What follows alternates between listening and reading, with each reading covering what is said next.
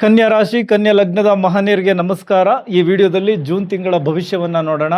ಮೊದಲನೇದಾಗಿ ಕರ್ಮಸ್ಥಾನದಲ್ಲಿ ಸಂಚಾರ ಮಾಡುತ್ತಿದ್ದಂತಹ ಬೃಹಸ್ಪತಿ ಗುರು ಮಿಥುನ ರಾಶಿಯಿಂದ ಕರ್ಕಾಟಕ ರಾಶಿಗೆ ಪುನರ್ವಸು ನಕ್ಷತ್ರ 4ನೇ ಪಾದದಲ್ಲಿ ಸಂಚಾರವನ್ನು ಮಾಡ್ತಾ ಇದ್ದಾರೆ.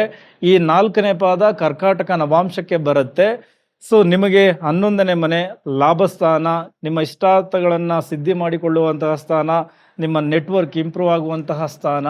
ಈ ಸ್ಥಾನಕ್ಕೆ ನಿಮ್ಮ 4 ಮತ್ತು 7ನೇ ಮನೆಯ ಅಧಿಪತಿ ಅಲ್ಲಿಗೆ ಬಂದಿದ್ದಾರೆ. ಸೊ ನಿಮ್ಮ ವ್ಯಾಪಾರಗಳು ವೃದ್ಧಿಯಾಗುತ್ತೆ, ನಿಮ್ಮ ನೆಟ್ವರ್ಕ್ ಇನ್ನು ದೊಡ್ಡ ಮಟ್ಟಕ್ಕೆ ಹೋಗುತ್ತೆ, ದೊಡ್ಡ ದೊಡ್ಡ ಸಂಸ್ಥೆಗಳಿಗೆ ಕನೆಕ್ಟ್ ಆಗ್ತೀರಾ, ದೊಡ್ಡ ದೊಡ್ಡ ವ್ಯಕ್ತಿಗಳು ಪರಿಚಯ ಆಗ್ತಾರೆ. ಈ ಥರದ್ದೆಲ್ಲ ಜೂನ್ ತಿಂಗಳಲ್ಲಿ ಆರಂಭ ಆಗುತ್ತೆ. ಇನ್ನು ನೀವು ಆರ್ಥಿಕವಾಗಿ ಪ್ರಗತಿ ಹೊಂದೋದಕ್ಕೆ ಜೂನ್ ತಿಂಗಳು ಒಳ್ಳೆಯ ಆರಂಭ. ಏನಕ್ಕೆ ಅಂದರೆ ನಿಮ್ಮ ಧನಸ್ಥಾನ ಮತ್ತು ನಿಮ್ಮ ಭಾಗ್ಯಸ್ಥಾನದ ಅಧಿಪತಿ ಈ ಲಾಭಸ್ಥಾನದಲ್ಲಿ ಗುರುವಿನ ಜೊತೆ ಯುತಿ ಆಗ್ತಾ ಇದ್ದಾರೆ ಜೂನ್ 9ನೇ ತಾರೀಕು. ಓಕೆ, ಇನ್ನು ನಿಮ್ಮ 12ನೇ ಮನೆ ಸಿಂಹ ರಾಶಿಯಲ್ಲಿ ಕೇತುವಿನ ಸಂಚಾರ ಆಗ್ತಾ ಇದೆ. ಅದೇ ರೀತಿ ನಿಮ್ಮ 12ನೇ ಮನೆಯ ಅಧಿಪತಿ ಭಾಗ್ಯಸ್ಥಾನ ಮತ್ತು ಕರ್ಮಸ್ಥಾನ ಈ 2 ಮನೆಗಳಲ್ಲಿ ಸಂಚಾರವನ್ನು ಮಾಡ್ತಾರೆ. ಮೊದಲ 15 ದಿನ ಭಾಗ್ಯಸ್ಥಾನ, ನಂತರದ 15 ದಿನ ನಿಮ್ಮ ಕರ್ಮಸ್ಥಾನ. ಇನ್ನು ನಿಮ್ಮ 10 ಮತ್ತು ನಿಮ್ಮ ಲಗ್ನದ ಅಧಿಪತಿಯಾಗಿರುವಂತಹ ಬುಧ ಕರ್ಮಸ್ಥಾನದಲ್ಲೇ ಸಂಚಾರವನ್ನು ಮಾಡ್ತಾ ಇದ್ದಾರೆ. ಇದು ಒಂದು ರೀತಿ ಒಳ್ಳೆಯ ಬಲವನ್ನೇ ತಂದುಕೊಡುತ್ತೆ. ಅದೇ ರೀತಿ ನಿಮ್ಮ 3ನೇ ಮನೆಯ ಅಧಿಪತಿ, ನಿಮ್ಮ 8ನೇ ಮನೆಯ ಅಧಿಪತಿ ಕುಜ, ಸೊ ಅವರದ್ದೇ ಮನೆಯಲ್ಲಿ ಸಂಚಾರ ಮಾಡ್ತಾ ಇದ್ದಾರೆ ಅಷ್ಟಮ ಸ್ಥಾನದಲ್ಲಿ. ಸೊ ಇದು ಸ್ವಲ್ಪ ಹಲವಾರು ವಿಚಾರಗಳಲ್ಲಿ ಎಚ್ಚರಿಕೆಗಳು ಬೇಕು. ಅದೇ ರೀತಿ ಒಂದು ಸ್ವಲ್ಪ ಹಠಾತ್ ಧನಲಾಭ, ಒಂದಷ್ಟು ನೀವು ಅಂದುಕೊಂಡಂತಹ ವಿಚಾರಗಳು ಅನ್ಎಕ್ಸ್ಪೆಕ್ಟೆಡ್ ಆಗಿ ನಿಮಗೆ ಸಿಗುವಂಥದ್ದನ್ನು ಈ ಅಷ್ಟಮ ಸ್ಥಾನದಿಂದ ನೀವು ಎಕ್ಸ್ಪೆಕ್ಟ್ ಮಾಡಬಹುದು. ಇನ್ನು ನಿಮ್ಮ ಶನಿ ಮಹಾತ್ಮರು 7ನೇ ಮನೆಯಲ್ಲಿ ರೇವತಿ ನಕ್ಷತ್ರದಲ್ಲಿ ಸಂಚಾರವನ್ನು ಮಾಡ್ತಾ ಇದ್ದಾರೆ. ಈಗ ಕೆಲವು ವಿಚಾರಗಳು ಎಂಡ್ ಆಗಿದೆ, ಹೊಸ ವಿಚಾರಗಳು ಆರಂಭ ಆಗಿದೆ. ಸೊ ಅದನ್ನು ಕೂಡ ಕ್ಯಾಲ್ಕುಲೇಟ್ ಮಾಡಿ ಹೇಳೋಣ. ಇನ್ನು ರಾಹು ನಿಮ್ಮ 6ನೇ ಮನೆಯಲ್ಲಿ ಸಂಚಾರವನ್ನು ಮಾಡ್ತಾ ಇದ್ದಾರೆ. ಸೊ ಇದಿಷ್ಟು ಗ್ರಹಗಳ ಪ್ಲೇಸ್ಮೆಂಟ್. ಈಗ ಬಹಳ ಪ್ರಮುಖವಾಗಿ ನಿಮಗೆ ಲಾಭಸ್ಥಾನ ತುಂಬ ಇಂಪ್ಯಾಕ್ಟ್ ಆಗ್ತಾ ಇದೆ. ಏನಕ್ಕೆ ಅಂದರೆ ಕರ್ಮಸ್ಥಾನದಲ್ಲಿದ್ದಾಗ ಹೆಚ್ಚಿನ ಜವಾಬ್ದಾರಿಗಳಿತ್ತು, ನೀವು ಅಂದುಕೊಂಡಂತಹ ಮಟ್ಟಿಗೆ ಯಶಸ್ಸು ಸಿಕ್ಕಿರಲಿಲ್ಲ, ತುಂಬ ಪ್ರಯತ್ನ ಪಟ್ಟಿದ್ರಿ. ಆ ಎಕ್ಸ್ಪೆಕ್ಟೇಷನ್ ಎಲ್ಲ ಈಗ ಫುಲ್ಫಿಲ್ ಆಗುವಂತಹ ಸಮಯ. ಗುರು ನಿಮಗೆ ಹೆಚ್ಚಿನ ಮಟ್ಟದ ಜವಾಬ್ದಾರಿ ಕೊಟ್ಟು ನೀವು ತುಂಬ ಕಷ್ಟಪಟ್ಟು ಕೆಲಸ ಮಾಡಬೇಕು, ವ್ಯಾಪಾರದಲ್ಲಿ ತೊಡಗಿಸ್ಕೊಳ್ಬೇಕು, ಇದೆಲ್ಲವನ್ನ ಮಾಡಿಸಿದ್ರು. ಈಗ 11ನೇ ಮನೆಗೆ ಬಂದು ಅಲ್ಲಿಯ ಎಫರ್ಟ್ಗೆ ಇಲ್ಲಿ ಲಾಭಗಳನ್ನು ಕೊಡ್ತಾರೆ. ಸೊ ಈಗ ನೀವು ಆಲಸ್ಯತನವನ್ನು ಬಿಡಬೇಕು, ಆಕ್ಟಿವ್ ಆಗಬೇಕು. ಆದಾಗ ಮಾತ್ರ ಗುರು ಮತ್ತಷ್ಟು ಬಲ ಪಡೆದುಕೊಂಡು ನಿಮಗೆ ದೊಡ್ಡ ದೊಡ್ಡ ನೆಟ್ವರ್ಕ್ಗಳನ್ನು ತಂದು ಕೊಡ್ತಾರೆ, ದೊಡ್ಡ ದೊಡ್ಡ ಸಂಸ್ಥೆಗಳಿಗೆ ಕನೆಕ್ಟ್ ಆಗ್ತೀರಾ, ನಿಮ್ಮ ನೆಟ್ವರ್ಕ್ ಇಂಪ್ರೂವ್ ಆಗುವಂತಹ ಸಮಯ, ದೊಡ್ಡ ದೊಡ್ಡ ವ್ಯಕ್ತಿಗಳ ಪರಿಚಯ ಆಗುತ್ತೆ, ಸ್ನೇಹ ವಲಯ ತುಂಬ ದೊಡ್ಡದಾಗುತ್ತೆ. ಸೊ ಪ್ರತಿಯೊಂದು ಪರಿಚಯವು ನಿಮಗೆ ಲಾಭಗಳನ್ನು ತಂದು ಕೊಡುತ್ತೆ. ಅವರ ಹತ್ರ ಮುಕ್ತವಾಗಿ ಮಾತನಾಡಬೇಕು, ನಿಮ್ಮ ಐಡಿಯಾಸ್ಗಳೇನಿದೆ ಶೇರ್ ಮಾಡ್ಕೊಳ್ಬೇಕು. ಸೊ ಹಾಗಾಗಿ ಇದನ್ನು ಆ ರೀತಿ ಬಳಸ್ಕೊಂಡಾಗ ಡೆಫಿನೆಟ್ಲಿ ಇದು ಒಳ್ಳೆಯದಾಗುತ್ತೆ. ಶುಕ್ರ ಬಂದಿರೋದ್ರಿಂದ ನಿಮ್ಮ ಆರ್ಥಿಕ ಪರಿಸ್ಥಿತಿಗಳು ನಿಮ್ಮ ಕಾರ್ಯಕ್ಷೇತ್ರಗಳಲ್ಲಿ, ಅದು ವೃತ್ತಿ ಕ್ಷೇತ್ರ ಇರಲಿ, ವ್ಯಾಪಾರ ಇರಲಿ, ಗೃಹಿಣಿಯರು ಮನೆಯಲ್ಲೇ ಏನೋ ಒಂದಷ್ಟು ಕೆಲಸಗಳನ್ನು ಮಾಡ್ಕೊಂಡಿರ್ತೀರಾ, ಡೆಫಿನೆಟ್ಲಿ ಈಗ ಅದು ನಿಮಗೆ ಒಳ್ಳೆಯ ಲಾಭಗಳನ್ನು ತಂದುಕೊಡುತ್ತೆ. ನಿಮ್ಮ ಪಾಕೆಟ್ ಮನಿ ಅಂತ ಏನೋ ಒಂದಷ್ಟು ಸೇವ್ ಮಾಡ್ಕೊಳ್ತಿರ್ತೀರಲ್ಲ ಸೀಕ್ರೆಟ್ ಆಗಿ, ಅದು ಇನ್ನಷ್ಟು ಜಾಸ್ತಿ ಆಗುತ್ತೆ. ನಿಮ್ಮ ಪತಿದೇವರೇ ನಿಮ್ಗೊಂದಷ್ಟು ದುಡ್ಡು ಕೊಡಬಹುದು, ನಿಮ್ಮ ತವರು ಮನೆಯಿಂದ ನಿಮ್ಗೆ ಸ್ವಲ್ಪ ದುಡ್ಡು ಸಿಗ್ಬೋದು, ಚಿನ್ನ, ಈ ಥರದ್ದೇನೋ ಒಂದಷ್ಟು ವಿಚಾರಗಳು ನಿಮಗೆ ಸೇರುತ್ತೆ. ಸೊ ಇದೆಲ್ಲ 11ನೇ ಮನೆ ಗುರುವಿನ ಪ್ರಭಾವದಿಂದ ಜೂನ್ ತಿಂಗಳಲ್ಲಿ ಒಳ್ಳೆ ಆರಂಭಗಳನ್ನು ಪಡೆದುಕೊಂಡು ಅದು ಹೋಗ್ತಾ ಹೋಗ್ತಾ 1 ವರ್ಷಗಳ ಕಾಲ ನಿಮ್ಮ ಇಷ್ಟಾರ್ಥಗಳನ್ನು ಸಿದ್ಧಿ ಮಾಡಿಕೊಳ್ಳುವಂತಹ ವಿಚಾರಗಳಿಗೆ ಕನೆಕ್ಟ್ ಮಾಡ್ತಾ ಹೋಗುತ್ತೆ. ಸೊ ಇದು ಆರಂಭದ ಪಾಸಿಟಿವ್ ವಿಚಾರಗಳು. ಇದೆಲ್ಲ ನಿಮಗೆ ಚೆನ್ನಾಗಿ ಸಿಗಲಿ. ಓಕೆ, ಈಗ ನೀವು ಏನು ಮಾಡಬೇಕು ಅಂದರೆ, ಶನಿ 7ನೇ ಮನೆಯಲ್ಲಿ ಸಂಚಾರ ಮಾಡ್ತಾ ಅವರು ನಿಮ್ಮ ಭಾಗ್ಯಸ್ಥಾನಕ್ಕೂ ದೃಷ್ಟಿಯನ್ನು ಕೊಡ್ತಾರೆ, ಅದರ ಜೊತೆಗೆ ನಿಮ್ಮ ಲಗ್ನಕ್ಕೂ ದೃಷ್ಟಿಯನ್ನು ಕೊಡ್ತಾರೆ, ನಿಮ್ಮ 4ನೇ ಮನೆಗೂ ದೃಷ್ಟಿಯನ್ನು ಕೊಡ್ತಾರೆ. ಸೊ ಲಗ್ನಕ್ಕೆ ದೃಷ್ಟಿ ಕೊಟ್ಟಾಗ ಸ್ವಲ್ಪ ಆಲಸ್ಯ, ನಾಳೆ ಮಾಡೋಣ, ನಾಳಿದ್ದು ಮಾಡೋಣ, ಈ ರೀತಿ ಕೆಲಸಗಳನ್ನು ಮುಂದೆ ಹಾಕೊಳ್ತಾನೆ ಬಂದಿದ್ದೀರಲ್ಲ. ಈಗ ಗುರು ಲಾಭಸ್ಥಾನಕ್ಕೆ ಬಂದಿರೋದ್ರಿಂದ ಆ ರೀತಿ ಮಾಡಬಾರದು. ಸೊ ನೀವು ಮತ್ತಷ್ಟು ಆಕ್ಟಿವ್ ಆಗಿ ನಿಮ್ಮಲ್ಲಿ ಎನರ್ಜಿಯನ್ನು ತೆಗೆದುಕೊಂಡು ಈಗ ಫೀಲ್ಡ್ಗಿಳಿಬೇಕು. ಯಾಕೆ ಅಂದರೆ ಲಾಭಗಳು ಕಾಯ್ತಾ ಇರ್ತವೆ. ನೀವೆಲ್ಲೋ ಒಂದು ಕಡೆ ಮನೇಲೆ ಸುಮ್ಮನೆ ಕೂತ್ಕೊಂಡ್ರೆ ಲಾಭಗಳು ಸಿಗಲ್ಲ. ತುಂಬ ಆಕ್ಟಿವ್ ಆಗಿ ಮುನ್ನುಗ್ಗಿ, ಎಲ್ಲವೂ ಒಳ್ಳೆಯದಾಗುತ್ತೆ. ಓಕೆ, ಅದೇ ರೀತಿ 7ನೇ ಮನೆ, ನೀವು ಈ ಹಿಂದೆ ನಿಮ್ಮ ಸಂಗಾತಿಯ ಜೊತೆ ಒಂದಷ್ಟು ಮನಸ್ತಾಪಗಳನ್ನು ಮಾಡ್ಕೊಂಡಿದ್ರಿ, ಹಳೆ ವಿಚಾರಗಳಿಗೆ ಜಗಳಗಳನ್ನು ಮಾಡ್ಕೊಂಡಿದ್ರಿ, ಅದೆಲ್ಲ ಸ್ಟಾಪ್ ಆಗುತ್ತೆ. ಏನಕ್ಕೆ ಅಂದರೆ ಗುರು ಅವರ 9ನೇ ದೃಷ್ಟಿಯನ್ನು ನಿಮ್ಮ 7ನೇ ಮನೆಗೆ ಕೊಡ್ತಾ ಇದ್ದಾರೆ. ಸೊ ಹಾಗಾಗಿ ಶನಿಯ ಒಂದು ಏನು ಕೆಟ್ಟ ಫಲಗಳನ್ನು ಕಡಿಮೆ ಮಾಡಿ ಈಗ ನಿಮಗೆ ಒಂದಷ್ಟು ಪಾಸಿಟಿವ್ ವಿಚಾರಗಳು ನಿಮ್ಮ ಸಂಬಂಧಗಳಲ್ಲಿ ಎದುರಾಗಬೇಕು ಆ ಥರ ನೋಡ್ಕೊಳ್ತಾರೆ. ಪಾಲುದಾರಿಕೆಯ ವ್ಯವಹಾರಗಳು ಕೂಡ ಕೈ ಹಿಡಿತದೆ. ಹೊಸ ಪಾರ್ಟ್ನರ್ ನಿಮ್ಮನ್ನು ಜಾಯ್ನ್ ಆಗ್ತಾರೆ. ನಿಮ್ಮ ಪಾರ್ಟ್ನರ್ಶಿಪ್ ವ್ಯವಹಾರಗಳಲ್ಲಿ ಒಂದು ಪಾರದರ್ಶಕತೆ ಕಾಣುತ್ತೆ. ಸೊ ಹಾಗಾಗಿ ಶನಿ ಅಲ್ಲಿ ಸ್ವಲ್ಪ ಜವಾಬ್ದಾರಿಗಳನ್ನು ಹೆಚ್ಚು ಮಾಡ್ತಾರೆ, ಶಿಸ್ತನ್ನು ಹೆಚ್ಚು ಮಾಡ್ತಾರೆ. ಅದರ ಜೊತೆಗೆ ಗುರು ಬಂದು ಜ್ಞಾನವನ್ನು ಕೂಡ ಕೊಟ್ಟು ಆ ವ್ಯವಹಾರಗಳು ಚೆನ್ನಾಗಿ ಆಗುವ ರೀತಿ ಮಾಡಿಕೊಡ್ತಾರೆ. ಓಕೆ, ಇದೇ ಗುರು ನಿಮಗೆ ನಿಮ್ಮ 3ನೇ ಮನೆಗೆ ದೃಷ್ಟಿಯನ್ನು ಕೊಡ್ತಾರೆ. ಸೊ ಕಿರಿಯ ಸಹೋದರರ ನಡುವೆ ಇದ್ದಂತಹ ಮನಸ್ತಾಪಗಳು ದೂರ ಆಗುತ್ತೆ. ನೆರೆಹೊರೆಯವರ ನಡುವೆ ಒಂದಷ್ಟು ಸಂಬಂಧಗಳು ಹದಗೆಟ್ಟಿತ್ತು, ಸೊ ಅದು ಕೂಡ ಸರಿ ಹೋಗುತ್ತೆ. ಅಥವಾ ಅವರ ಕೆಟ್ಟ ವಿಚಾರಗಳೆಲ್ಲ ನಿಮಗೆ ತಿಳಿಯುತ್ತೆ. ಅವರೇನಾದರೂ ಪಿತೂರಿ ಮಾಡ್ತಾ ಇದ್ದರೆ, ನಿಮ್ಮ ವಿರುದ್ಧ ಏನಾದರೂ ಹಗೆ ಸಾಧಿಸ್ತಾ ಇದ್ದರೆ ಅವರ ನಡೆಗಳು ಈಗ ನಿಮ್ಗೆ ಅರ್ಥ ಆಗುತ್ತೆ. ಗುರು ಅದಕ್ಕೆ ಜ್ಞಾನ ಕೊಡ್ತಾರೆ. ಸೊ ಈ ಥರದ್ದೆಲ್ಲವೂ ಗುರು 3ನೇ ದೃಷ್ಟಿಯಲ್ಲಿ ಕೊಡ್ತಾರೆ. ಸಣ್ಣ ಪುಟ್ಟ ಟ್ರಾವೆಲ್ಗಳು ಎದುರಾಗುತ್ತೆ. ಪ್ರತಿ ಟ್ರಾವೆಲ್ಲು ಕೂಡ ನಿಮಗೆ ಏನೋ ಒಂದು ಹೊಸ ಪರಿಚಯವನ್ನು ಮಾಡಿಕೊಡುತ್ತೆ. ಆ ಪರಿಚಯಗಳು ಕೂಡ ನಿಮಗೆ ಲಾಭಗಳನ್ನು ತಂದು ಕೊಡ್ತವೆ. ಒಟ್ಟಾರೆ ಸ್ವತಃ ನೀವು ಪ್ರಯತ್ನ ಪಡೋದಕ್ಕೆ ಮುಂದಾಗಲಿಕ್ಕೆ ಈ 3ನೇ ಮನೆಗೆ ದೃಷ್ಟಿ ಬಿದ್ದಿರೋದು ಕೂಡ ತುಂಬ ಇಂಪ್ಯಾಕ್ಟ್ ಆಗುತ್ತೆ. ಅದನ್ನು ಚೆನ್ನಾಗಿ ಬಳಸ್ಕೊಳ್ಳಿ. ಸ್ಪೆಷಲಿ ಆನ್ಲೈನ್ ಮೀಡಿಯಾ ಕಮ್ಯುನಿಕೇಷನ್ ಈ ಥರದ ವಿಚಾರಗಳಲ್ಲಿ ಯಾರ್ಯಾರು ಇನ್ವಾಲ್ವ್ ಆಗಿದ್ದೀರಾ, ಅದು ವೃತ್ತಿ ಇರಬಹುದು ಅಥವಾ ಬಿಸ್ನೆಸ್ ಮಾಡ್ಕೊಂಡಿರ್ಬೋದು, ನಿಮ್ಮೆಲ್ಲರಿಗೂ ಕೂಡ ಈ ಗುರುವಿನ ದೃಷ್ಟಿ ಆ ಕ್ಷೇತ್ರಗಳಲ್ಲಿ ಹೆಚ್ಚು ಲಾಭಗಳನ್ನು ತಂದು ಕೊಡುತ್ತೆ. ಏನಕ್ಕೆಂದರೆ 3ನೇ ಮನೆ ಸೋಷಿಯಲ್ ಮೀಡಿಯಾ, 3ನೇ ಮನೆ ಮಾರ್ಕೆಟಿಂಗ್, 3ನೇ ಮನೆ ನಿರ್ಧಾರ ತೆಗೆದುಕೊಳ್ಳೋದು, 3ನೇ ಮನೆ ಕೈಚಳಕ ಅಂದರೆ ಅದು ಒಬ್ಬ ಚಿಕಿತ್ಸೆ ಮಾಡುವಂತಹ ವೈದ್ಯರು ಆಗಬಹುದು, ಟೈಲರಿಂಗ್ ಮಾಡುವಂತಹ ಒಬ್ಬ ಒಳ್ಳೆಯ ಟೈಲರು ಆಗಬಹುದು. ಅವರ ಕೈಗಳನ್ನು ಅದ್ಭುತವಾಗಿ ಬಳಸ್ಕೊಂಡು ಮಾಡುವಂತಹ ಕೆಲಸಗಳಿಗೆ ಗುರುವಿನ ದೃಷ್ಟಿ ಬಿದ್ದಿರೋದ್ರಿಂದ ನೀವು ಹೆಚ್ಚು ಬೆಳಕಿಗೆ ಬರ್ತೀರಾ. ಸ್ವಲ್ಪ ವೃದ್ಧಿಯೂ ಆಗುತ್ತೆ, ಆರ್ಥಿಕ ಪರಿಸ್ಥಿತಿಯು ಕೂಡ ವೃದ್ಧಿ ಆಗುತ್ತೆ. ಸೊ ಇದೇ ಗುರು ನಿಮ್ಮ 5ನೇ ಮನೆಗೆ ದೃಷ್ಟಿಯನ್ನು ಕೊಡ್ತಾರೆ, ಮಕರ ರಾಶಿಗೆ. ಅದು ನೀಚ ಸ್ಥಾನ ಆಗಿದ್ದರೂ ಗುರುವಿಗೆ ಉಚ್ಚ ಸ್ಥಾನದಿಂದ ದೃಷ್ಟಿ ಕೊಡ್ತಾ ಇರೋದ್ರಿಂದ ಈ 5ನೇ ಮನೆ ಹೂಡಿಕೆಯ ವಿಚಾರ, ಈ ಹಿಂದೆ ತಪ್ಪುಗಳನ್ನು ಮಾಡಿದ್ರಿ, ತಪ್ಪು ಹೂಡಿಕೆಗಳಾಗ್ತಾ ಇತ್ತು, ಶಾರ್ಟ್ಕಟ್ ಬಳಸ್ತಾ ಇದ್ರಿ, ಶಾರ್ಟ್ ಟರ್ಮ್ ಬಗ್ಗೆ ಯೋಚನೆ ಮಾಡ್ತಾ ಇದ್ರಿ, ಅದೆಲ್ಲ ಇವಾಗ ಮಾಡೋಕ್ಕೆ ಹೋಗಲ್ಲ. ಕ್ಯಾಲ್ಕುಲೇಷನ್ ತುಂಬ ಚೆನ್ನಾಗಿರುತ್ತೆ. ಕನ್ಯಾ ರಾಶಿಯವರು ಅಂದರೆ ತುಂಬ ಪ್ರಾಕ್ಟಿಕಲ್ ಅನಾಲಿಟಿಕಲ್ ವೇಯಲ್ಲೇ ಎಲ್ಲವನ್ನ ತೆಗೆದುಕೊಳ್ತಾರೆ. ಆಳ ಅಗಲ ಎಲ್ಲವನ್ನ ಸರಿಯಾಗಿ ಅಬ್ಸರ್ವ್ ಮಾಡಿ, ಚಿಂತನೆ ಮಾಡಿ, ಲೆಕ್ಕ ಹಾಕಿ ಪ್ರತಿಯೊಂದನ್ನು ನಿರ್ಧಾರ ತೆಗೆದುಕೊಳ್ಳೋದು ಕನ್ಯಾ ರಾಶಿಯವರೇ ಹೆಚ್ಚು. ಸೊ ಆದರೂ ಒಂದಷ್ಟು ತಪ್ಪು ಲೆಕ್ಕಾಚಾರಗಳಾಗಿ ಹೂಡಿಕೆಯಲ್ಲಿ ನಷ್ಟಗಳನ್ನು ಅನುಭವಿಸಿದ್ದೀರಿ. ಈಗ ಗುರು 5ನೇ ಮನೆಗೆ ದೃಷ್ಟಿ ಕೊಡ್ತಾ ಇರೋದ್ರಿಂದ ನಿಮ್ಮ ಕ್ಯಾಲ್ಕುಲೇಷನ್ ಅದ್ಭುತವಾಗಿರುತ್ತೆ. ರಿಸ್ಕ್ ತಗೊಂಡು ಒಳ್ಳೆಯ ಕಡೆ ಇನ್ವೆಸ್ಟ್ಮೆಂಟ್ ಮಾಡ್ತೀರಾ.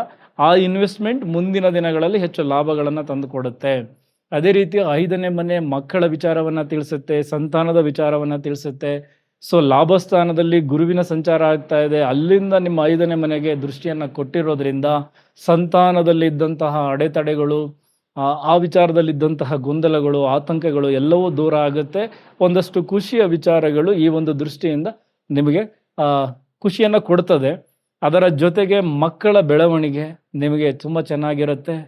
ಅವರಿಂದ ನಿಮಗೆ ಹೆಸರು ಪ್ರಾಪ್ತಿಯಾಗುತ್ತೆ. ಅವರ ಹೈಯರ್ ಸ್ಟಡೀಸ್ಗಳಿಗೆ ನೀವು ಹೆಚ್ಚು ಖರ್ಚುಗಳನ್ನು ಮಾಡ್ತೀರಾ. ಸೊ ಅವರು ಕೂಡ ತುಂಬ ಎಫರ್ಟ್ ಹಾಕಿ ಓದೋದ್ರ ಕಡೆ ಹೆಚ್ಚು ಗಮನ ಕೊಡ್ತಾ ಇದ್ದಾರೆ. ಸೊ ಹಾಗಾಗಿ ಮಕ್ಕಳ ಅವರ ಬೆಳವಣಿಗೆಯ ಕಂಡು ನಿಮಗೂ ಕೂಡ ಖುಷಿ ಆಗ್ತಾ ಇರುತ್ತೆ. ಇನ್ನು ಪ್ರೀತಿ ಪ್ರೇಮದ ವಿಚಾರ, ಸ್ವಲ್ಪ ಮುನಿಸಿಕೊಂಡಿದ್ದಂತಹ ಪ್ರೇಮಿಗಳು ಒಂದಾಗಬಹುದು ಗುರುವಿನ ದೃಷ್ಟಿಯಿಂದ. ಆದರೆ ಅಷ್ಟಮ ಸ್ಥಾನದಲ್ಲಿ ಕುಜನ ಸಂಚಾರ ಆಗ್ತಾ ಇದೆ. ಸೊ ಸುಮ್ಮನೆ ನಿಮ್ಮ ನಡುವೆ ನೀವೇ ಕಿರಿಕ್ ಮಾಡಿಕೊಂಡು ತಪ್ಪು ಮಾತುಗಳನ್ನು ಆಡಿಕೊಂಡು ಸಣ್ಣ ವಿಚಾರಗಳಿಗೂ ಕೋಪಗಳನ್ನು ಮಾಡಿಕೊಂಡು ದೂರ ಆಗುವ ಸಂದರ್ಭಗಳು ಕೂಡ ಇವೆ. ಬಟ್ ಗುರುವಿನ ದೃಷ್ಟಿ ಇರೋದ್ರಿಂದ ದೊಡ್ಡ ಮಟ್ಟದ ದೂರವನ್ನು ನಿಮ್ಮಿಬ್ಬರ ನಡುವೆ ತರೋದಿಲ್ಲ. ಬಟ್ ಮಾತನಾಡಬೇಕಾದ್ರೆ, ಅರ್ಥ ಮಾಡ್ಕೊಳ್ಬೇಕಾದ್ರೆ ಸ್ವಲ್ಪ ವಿಚಾರಗಳಿರಲಿ. ಸೊ ಎಲ್ಲವನ್ನು ಆಳವಾಗಿ ಗಮನಿಸಿ ಮನಸ್ಸಿಗೆ ತೆಗೆದುಕೊಂಡು ದೂರ ಆಗುವಂತಹ ಪ್ರಸಂಗಗಳು ಬಂದರೆ ನಿಮಗೆ ನೀವೇ ಸೇವ್ ಮಾಡ್ಕೊಳ್ಬೇಕು. ಓಕೆ, ಅದಕ್ಕೆ ಗುರು ಕೂಡ ಒಂದಷ್ಟು ಜ್ಞಾನವನ್ನು ಕೊಡ್ತಾರೆ. ಆಗಲೇ ಹೇಳಿದೆ ನಾನು, ಗುರುವಿನ 9ನೇ ದೃಷ್ಟಿ ನಿಮ್ಮ 7ನೇ ಸ್ಥಾನಕ್ಕೆ ಬೀಳ್ತಾ ಇದೆ. ಸೊ ಹಾಗಾಗಿ ಈ ಮದುವೆ ಕಾರ್ಯಕ್ರಮಗಳು ಇಷ್ಟು ದಿನ ಅಡೆತಡೆಗಳಾಗ್ತಾ ಇತ್ತು, ಪ್ರೊಫೈಲ್ಸ್ಗಳು ಬರ್ತಾ ಇದ್ವು, ಒಪ್ಕೊಳ್ತಾ ಇರಲಿಲ್ಲ, ನೀವೇ ಒಪ್ಕೊಳ್ತಾ ಇರಲಿಲ್ಲ, ಏನೋ ಒಂದು ಅಡೆತಡೆ ಬಂದು ಅದು ಸ್ಟಾಪ್ ಆಗ್ತಾ ಇತ್ತು, ಮುಂದಕ್ಕೆ ಹೋಗ್ತಾ ಇರಲಿಲ್ಲ. ಸೊ ಈಗ ಜೂನಿಂದ ಆ ಥರದ ವಿಚಾರಗಳು ಕೂಡ ಸ್ವಲ್ಪ ಇತ್ಯರ್ಥವಾಗುತ್ತೆ. ಅಂದರೆ ಪ್ರೊಫೈಲ್ಗಳು ಒಳ್ಳೆ ರೀತಿಯಲ್ಲಿ ಬರುತ್ತವೆ, ನಿಮಗೂ ಆಯ್ಕೆ ಮಾಡ್ಕೊಳ್ಳಿಕ್ಕೆ ಚೆನ್ನಾಗಿರುತ್ತೆ, ಒಳ್ಳೆಯದು, ಹೋಗೋಣ, ಮುಂದೆ ಸಾಗೋಣ, ಮಾತುಕತೆ ಈ ಥರ ಮಾಡ್ತೀರಾ. ಮದುವೆ ಕಾರ್ಯಕ್ರಮಗಳು ಕೂಡ ಆರಂಭ ಆಗುತ್ತೆ ಜೂನ್ ತಿಂಗಳಿಂದ. ಇನ್ನು ಗಂಡ ಹೆಂಡತಿಯ ಸಂಬಂಧದ ವಿಚಾರದಲ್ಲಿ ನಾನು ಮೊದಲೇ ಹೇಳಿದ್ದೀನಿ, ಸ್ವಲ್ಪ ಈಗ ಹೊಂದಾಣಿಕೆ ಕಂಡುಕೊಳ್ಳುವಂತಹ ಸಮಯ. ಸೊ ಅದರ ಕಡೆ ಹೆಚ್ಚಿನ ಗಮನ ಕೊಡಿ. ಇದಿಷ್ಟು ಲಾಭಸ್ಥಾನದಲ್ಲಿ ಸಂಚಾರ ಮಾಡ್ತಾ ನಿಮಗೆ ಗುರು ತಂದು ಕೊಡುವಂತಹ ತುಂಬ ಇಂಪ್ಯಾಕ್ಟ್ ವಿಚಾರಗಳು. ಇದು ನಿಮ್ಮ ಲೈಫಲ್ಲಿ ಜೂನಲ್ಲಿ ಒಳ್ಳೆಯ ಆರಂಭವನ್ನು ಪಡೆದುಕೊಳ್ಳುತ್ತೆ. ಇನ್ನು ನಿಮ್ಮ 12ನೇ ಮನೆಯಲ್ಲಿ ಕೇತುವಿನ ಸಂಚಾರ ಆಗ್ತಾ ಇದೆ. ಸ್ವಲ್ಪ ನಿದ್ರಾಹೀನತೆ, ಕೆಟ್ಟ ಕನಸುಗಳು, ಬೇಡದ ವಿಚಾರಗಳು ಇದೆಲ್ಲವೂ ಆಗ್ತಾ ಇದೆ. ಆಧ್ಯಾತ್ಮಿಕ ವಿಚಾರ, ಅಲ್ಲಿಗೆ ಖರ್ಚುಗಳು ಹೆಚ್ಚಾಗ್ತಾ ಇದ್ದರೆ ಒಳ್ಳೆಯದೇ, ಅದು ನಿಮಗೆ ಇನ್ನೊಂದು ರೀತಿ ಲಾಭಗಳನ್ನು ತಂದುಕೊಡುತ್ತೆ. ಅದೇ ರೀತಿ ಇದು ಬೇರೆ ಬೇರೆ ವರ್ಗದವರಿಗೆ 12 ಮನೆ ತುಂಬ ಚೆನ್ನಾಗಿ ವರ್ಕ್ ಆಗುತ್ತೆ. ಸ್ಪೆಷಲಿ ವಿದೇಶದಲ್ಲಿ ಕೆಲಸ ಮಾಡೋರಿಗೆ ತುಂಬ ಚೆನ್ನಾಗಿರುತ್ತೆ. ಅವರ ಏನು ಸ್ಕಿಲ್ ಇಂಪ್ರೂವ್ ಆಗೋದು, ಅವರ ಒಳಗಿನ ಟ್ಯಾಲೆಂಟ್ ಹೊರಗಡೆಗೆ ಬರೋದಕ್ಕೆ, ಆಮೇಲೆ ವಿದೇಶಿ ಕಂಪನಿಗಳಲ್ಲಿ ಹೊಸದಾಗಿ ಕೆಲಸ ಸಿಗೋದಕ್ಕೆ, ಅಥವಾ ಅಲ್ಲಿ ಸಂಬಳ ಹೈಕ್ ಆಗೋದು, ಪೋಸ್ಟಿಂಗ್ ಚೇಂಜ್ ಆಗೋದು, ವಿದೇಶಿ ಸಂಬಂಧಿತ ವ್ಯವಹಾರಗಳನ್ನು ಮಾಡೋರಿಗೆ ಇದೇ 12ನೇ ಮನೆಯ ಕೇತು ತುಂಬ ಚೆನ್ನಾಗಿ ವರ್ಕ್ ಮಾಡಿಕೊಡ್ತಾ ಇರ್ತಾರೆ. ಅದರ ಜೊತೆಗೆ ರಾಜಕಾರಣಿಗಳಿಗೆ ಈ ಅವರ ಗುಪ್ತ ಶತ್ರುಗಳು ಅಥವಾ ಅವರ ವಿರೋಧಿಗಳು ಏನು ತಂತ್ರಗಳನ್ನು ಮಾಡ್ತಾ ಇದ್ದಾರೆ, ಅದಕ್ಕೆ ತಾವೇನು ಪ್ರತಿತಂತ್ರ ಮಾಡಬೇಕು, ಇದಕ್ಕೆಲ್ಲ 12ನೇ ಮನೆ ಈ ಕೇತು ಬಂದಾಗ ತುಂಬ ಚೆನ್ನಾಗಿ ಗೊತ್ತಾಗುತ್ತೆ. ನಿಮಗೆ ಅವರ ಒಳ ವಿಚಾರಗಳೆಲ್ಲ ಸುಮ್ಮನೆ ಅವರ ನಡೆಯ ಅರ್ಥ ಮಾಡಿಕೊಂಡು ನೀವು ಅರ್ಥ ಮಾಡ್ಕೊಬಿಡ್ತೀರಾ. ಸೊ ನೀವು ಮುಂದೆ ಹೇಗಿರಬೇಕು, ಎಲೆಕ್ಷನ್ನ ಹೇಗೆ ರೆಡಿ ಆಗಬೇಕು, ಇದೆಲ್ಲವೂ ಈಗಲಿಂದನೇ ನಡೀತಾ ಇರುತ್ತೆ. ಈ 12ನೇ ಮನೆಯ ಇಂಪ್ಯಾಕ್ಟ್ ನಿಮ್ಮನ್ನು ಅಷ್ಟು ಜಾಗೃತ ಮಾಡ್ತಾನೆ ಇರುತ್ತೆ. ಸೊ ಇನ್ನು ನಿಮ್ಮ ಭಾಗ್ಯಸ್ಥಾನದಲ್ಲಿ ನಿಮ್ಮ 12ನೇ ಮನೆಯ ಅಧಿಪತಿ ಸಂಚಾರವನ್ನು ಮಾಡ್ತಾ ಇದ್ದಾರೆ.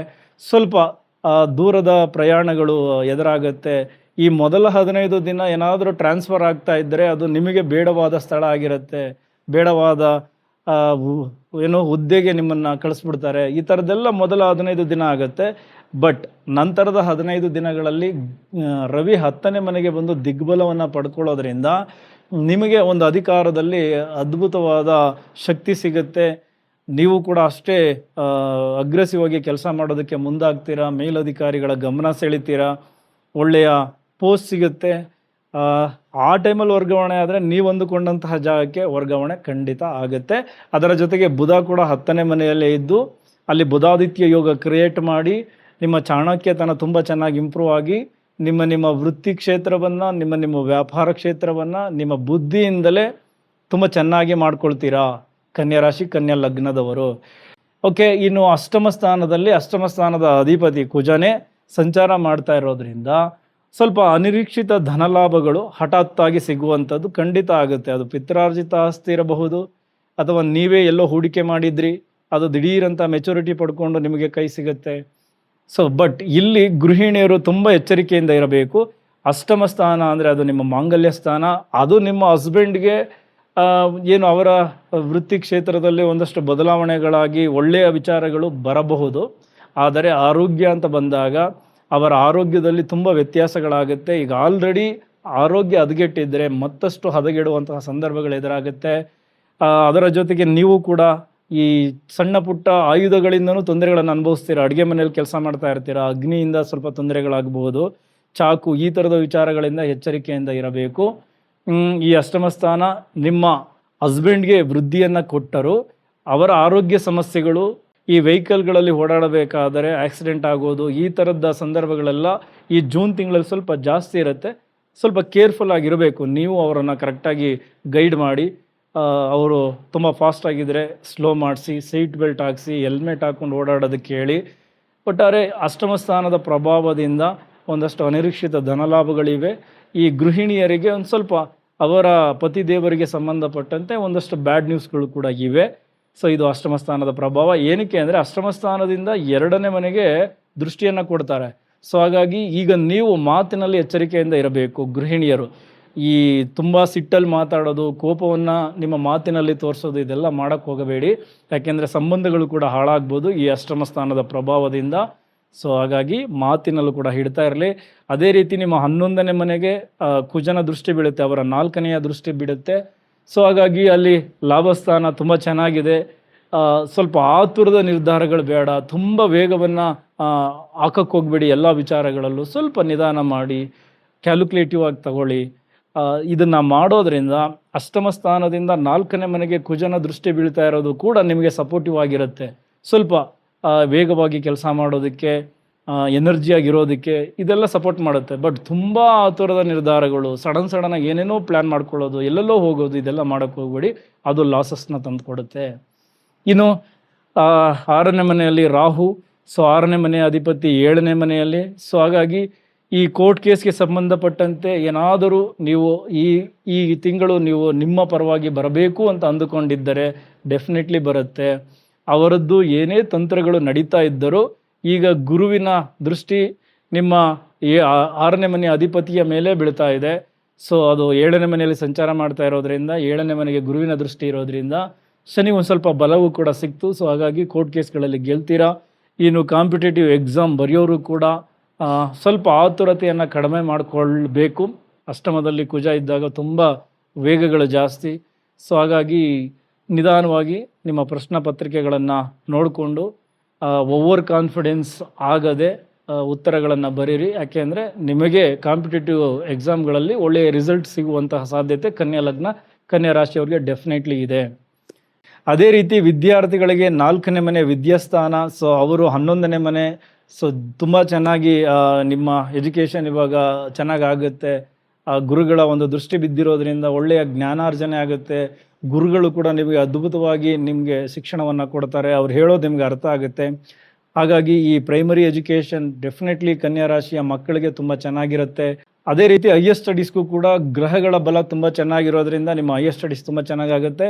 ಸ್ಪೆಷಲಿ ಯಾರ್ಯಾರು ಈ ರಿಸರ್ಚ್ ಬೇಸ್ಡ್ ಏನು ಸ್ಟಡಿಯಲ್ಲಿದ್ದೀರಾ, ಅಥವಾ ಈ ಗೂಢಶಾಸ್ತ್ರದ ವಿಚಾರಗಳಲ್ಲಿದ್ದೀರಾ, ಈ ಸೈಂಟಿಸ್ಟ್ಗಳಿದ್ದೀರಾ, ನಿಮ್ಮೆಲ್ಲರಿಗೂ ಅಷ್ಟಮ ಸ್ಥಾನದ ಅಧಿಪತಿಯೇ ಸಂಚಾರ ಮಾಡ್ತಾ ಇರೋದ್ರಿಂದ ನಿಮ್ಮ ಅಧ್ಯಯನದಲ್ಲಿ ತುಂಬ ಡೀಪ್ ಸ್ಟಡಿಗೆ ಹೋಗ್ತೀರಾ. ಸೊ ಹಾಗಾಗಿ ನಿಮ್ಮ ರಿಸರ್ಚ್ ಸ್ಕಿಲ್ ಇನ್ನೂ ತುಂಬ ಚೆನ್ನಾಗಿ ಇಂಪ್ರೂವ್ ಆಗುತ್ತೆ.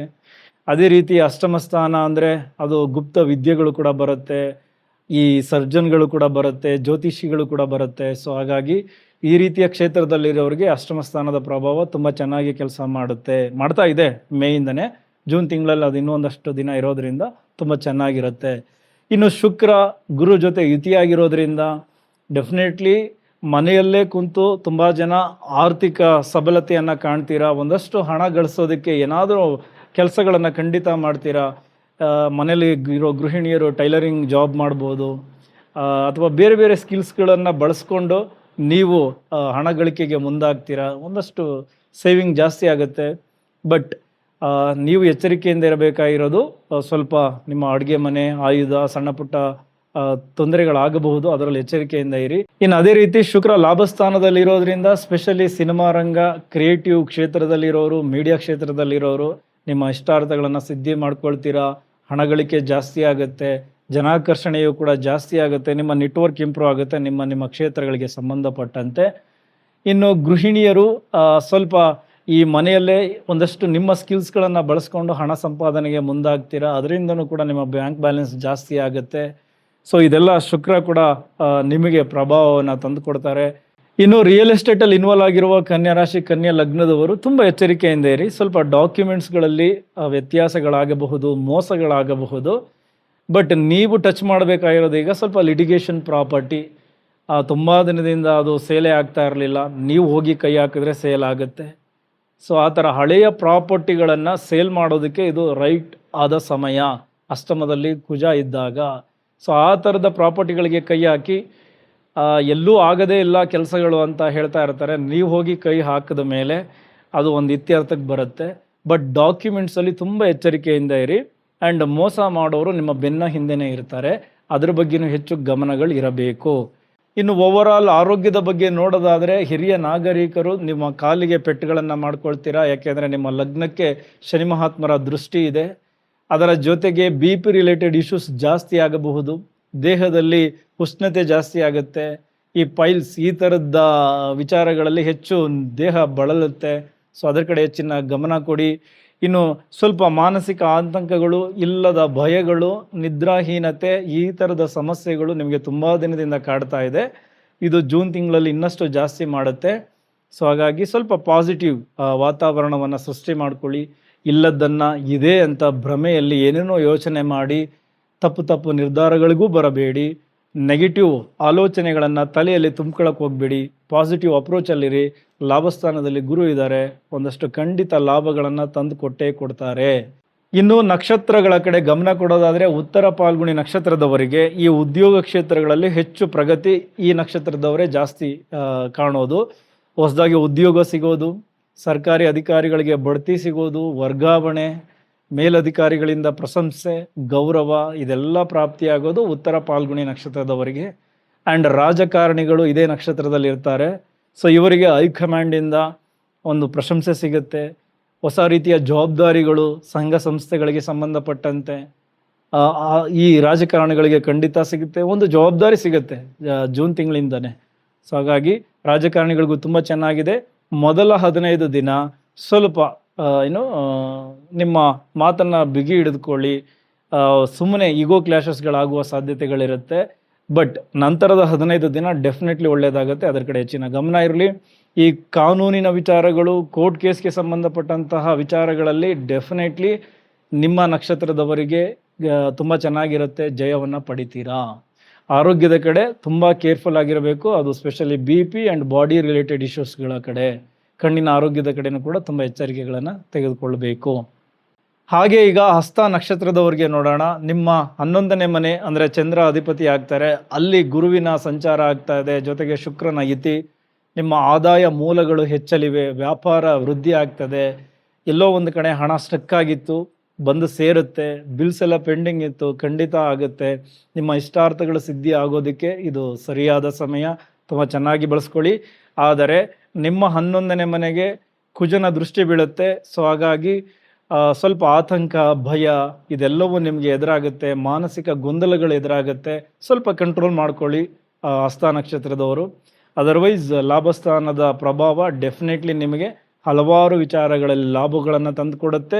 ಒಳ್ಳೊಳ್ಳೆ ವ್ಯಕ್ತಿಗಳನ್ನು ಪರಿಚಯ ಮಾಡಿಕೊಡುತ್ತೆ. ಆ ಪ್ರತಿ ಪರಿಚಯವು ನಿಮಗೆ ಹೆಚ್ಚಿನ ಮಟ್ಟದ ಲಾಭವನ್ನು ತಂದುಕೊಡುತ್ತೆ. ಇನ್ನು ಚಿತ್ತಾ ನಕ್ಷತ್ರ ಅಧಿಪತಿ ಕುಜ ಅಷ್ಟಮದಲ್ಲಿದ್ದಾರೆ. ಈ ರಿಸರ್ಚಲ್ಲಿ ನಾನು ಆಲ್ರೆಡಿ ಹೇಳಿದ್ದೀನಿ, ಅಥವಾ ಜ್ಯೋತಿಷ್ಯ, ಅಥವಾ ಈ ಆಪರೇಷನ್ ಮಾಡುವಂತಹ ಡಾಕ್ಟರ್ಸ್. ಸೊ ನಿಮಗೆಲ್ಲ ಈ ಕುಜನ ಪ್ರಭಾವ ತುಂಬ ಚೆನ್ನಾಗಿ ಕೈ ಹಿಡಿತದೆ. ನಿಮ್ಮ ಆ ಕ್ಷೇತ್ರ ವೃದ್ಧಿಗೊಳ್ಳುತ್ತೆ. ಆದರೆ ತುಂಬ ಕೋಪವನ್ನು ಕಂಟ್ರೋಲ್ ಮಾಡ್ಕೊಳ್ಬೇಕಾಗಿರೋದು ಈ ಚಿತ್ತಾ ನಕ್ಷತ್ರದವರೇ. ನಿಮ್ಮ ಒಂದು ಮಾತಿನಿಂದನೇ ಒಂದು ಸಂಬಂಧಗಳಾಗಬಹುದು, ವ್ಯವಹಾರಗಳಾಗಬಹುದು, ಅಥವಾ ನೀವೇ ಒಂದು ಇಕ್ಕಟ್ಟಿಗೆ ಸಿಕ್ಕಿ ಹಾಕಿಕೊಳ್ಳುವಂತಹ ಪ್ರಸಂಗಗಳು ಎದುರಾಗುತ್ತೆ. ಸೊ ಹಾಗಾಗಿ ಕೋಪವನ್ನು ನೀವು ಕಂಟ್ರೋಲ್ ಮಾಡ್ಕೊಳ್ಳಲೇಬೇಕು. ಓಕೆ, ಸೊ ಕೋಪವನ್ನು ಹಿಡಿತದಲ್ಲಿ ಇಟ್ಕೊಳ್ಳಿ. ಮಾತಲ್ಲಿ ಒಂದು ಸಭ್ಯತೆ ಇರಲಿ, ಅತಿಯಾದ ಆತುರಗಳು ಬೇಡ. ಸೊ ಹಾಗಾಗಿ ಅದರಲ್ಲಿ ಹೆಚ್ಚಿನ ಗಮನ ಕೊಟ್ಟರೆ ಚಿತ್ತಾ ನಕ್ಷತ್ರದವರಿಗೆ ಈ ದಿಢೀರ್ ಧನಲಾಭ ಆಗೋದು, ದಿಢೀರಾಗಿ ನಿಮ್ಗೆ ಇನ್ನೊಂದು ರೀತಿಯ ಪೋಸ್ಟ್ ಸಿಗೋದು, ಲಾಭಗಳಾಗೋದು ಇದೆಲ್ಲವೂ ಚೆನ್ನಾಗಿರುತ್ತೆ. ಇದಿಷ್ಟು ಕನ್ಯಾ ರಾಶಿ, ಕನ್ಯಾ ಲಗ್ನದವರಿಗೆ ಜೂನ್ ತಿಂಗಳಲ್ಲಿ ಈ ಗ್ರಹಗಳ ಬಲಗಳಿಂದ ಸಿಗ್ತಾ ಇರ್ತಕ್ಕಂಥ ವಿಚಾರಗಳು. ನಿಮ್ಮ ಜಾತಕದಲ್ಲಿ ಇನ್ನೂ ಹೆಚ್ಚಿನ ಬಲ ಇದ್ದರೆ ಈ ಹೇಳಿದ ಪಾಯಿಂಟ್ಸ್ ನೇರವಾಗಿ ಕನೆಕ್ಟ್ ಆಗಿ ಹೆಚ್ಚು ವಿಚಾರಗಳು ಸಿಗ್ತವೆ. ಇಲ್ಲ ಅಲ್ಲೇನೋ ಒಂದಷ್ಟು ವೀಕ್ ಇದೆ, ದಶಾಭುಕ್ತಿಗಳಲ್ಲೇನೋ ಸಮಸ್ಯೆ ಇದೆ, ಗ್ರಹಗಳ ಬಲನೂ ಕೂಡ ಕಡಿಮೆ ಇದೆ ಎಂದಾಗ ಗೋಚಾರದ ಬಲಗಳು ಸ್ವಲ್ಪ ಕಡಿಮೆ ಪ್ರಮಾಣದಲ್ಲಿ ಸಿಗಬಹುದು, ಸಿಗದೇ ಇರಲೂಬಹುದು. ಇರಲಿ, ನಿಮ್ಮ ಆರೋಸ್ಕೋಪನ್ನು ಒಂದು ಸಾರಿ ತೋರಿಸ್ಕೊಳ್ಳಿ. ಎಲ್ಲರಿಗೂ ಒಳ್ಳೆಯದಾಗಲಿ. ಇಲ್ಲಿವರೆಗೂ ವಿಡಿಯೋ ನೋಡೋದಕ್ಕೆ ತುಂಬ ಧನ್ಯವಾದಗಳು. ಮುಂದಿನ ವಿಡಿಯೋದಲ್ಲಿ ಮತ್ತೆ ಸಿಗೋಣ. Thank you very much.